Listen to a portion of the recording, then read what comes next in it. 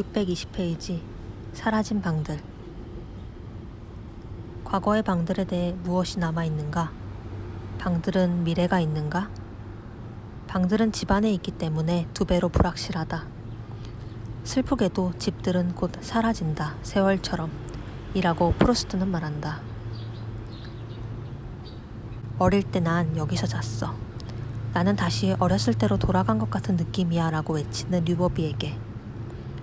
그런 말을 할 만큼 방과 자신을 동일시하는 경향은 강하지만 오랫동안 지속되지는 못할 것이다.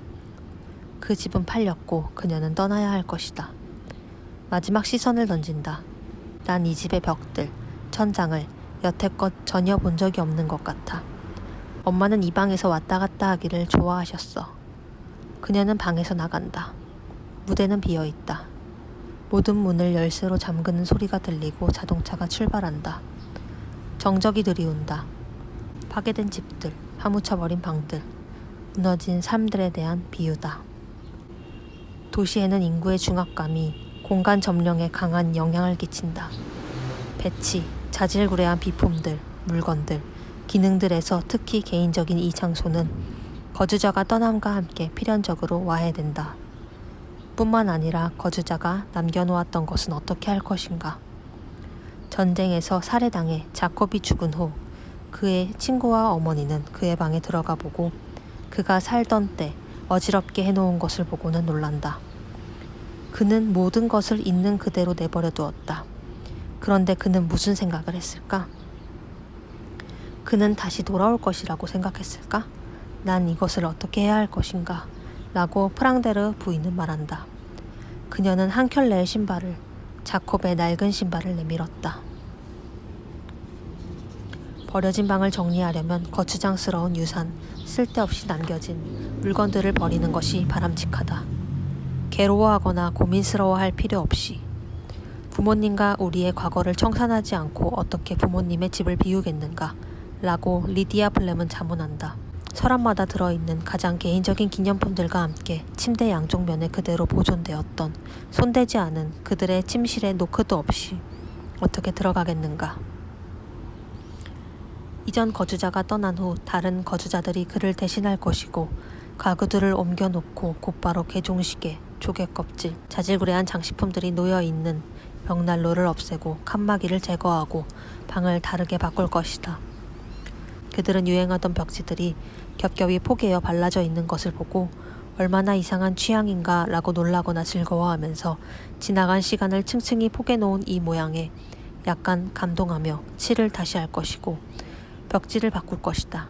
그 자신의 유년 시절 궤적을 다시 찾아온 이들이 갖게 되는 실망을 우리는 알고 있다. 방문자들은 그들이 살았던 집을 다시 보면서 거의 아무것도 알아보지 못한다.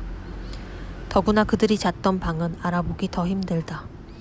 어쨌든 방은 하나의 상자에 불과하다. 비워진 상자다.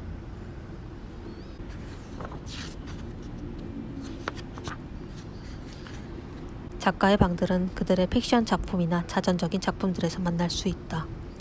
방들은 작품의 산실이자 증인이었고 하나의 동기였다. 커튼을 통해 새들어오는 빛과 어둠, 문과 계단, 길에서 들려오는 소리들, 불안, 불면, 잦은 잠 깨기, 사랑하는 사람들의 부재에 대한 느낌 등의 감정을 떠올리면서 밤낮으로 늘 작품을 추구하는 프루스트에게 방은 중요한 장소였다.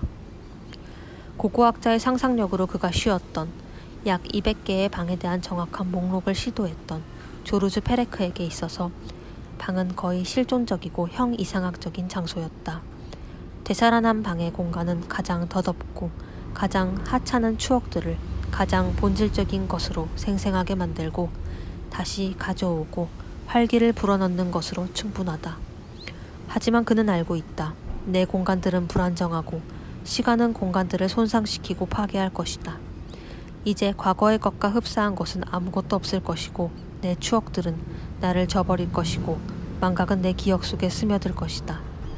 공간 자체가 의혹이다. 공간은 정말 존재하는가? 일상생활의 배경을 없애버리면 우리에게 더 이상 아무것도 토로하는 것이 없는 뼈대만 남는다. 이 황폐해진 장소들에서 그 자신이 인용하는 프루스트처럼 그는 망각에 빠진다. 어떤 모습, 이미지에 대한 추억은 단지 어떤 한순간에 대한 회한일 뿐이다. 기억 속에 무엇인가 존속하기 위해서는 그것을 가정에 관한 이야기나 비극적인 이야기의 유일한 수호자인 글쓰기로 표현해야 한다. 우리는 우리 마음속에서 우리의 방들을 다시 만난다. 우리 경험의 산실인 방들이 우리 기억 속에 살고 있다. 각자가 밤낮으로 기억하고 방에 대한 자신의 이야기를 글로 써야 한다.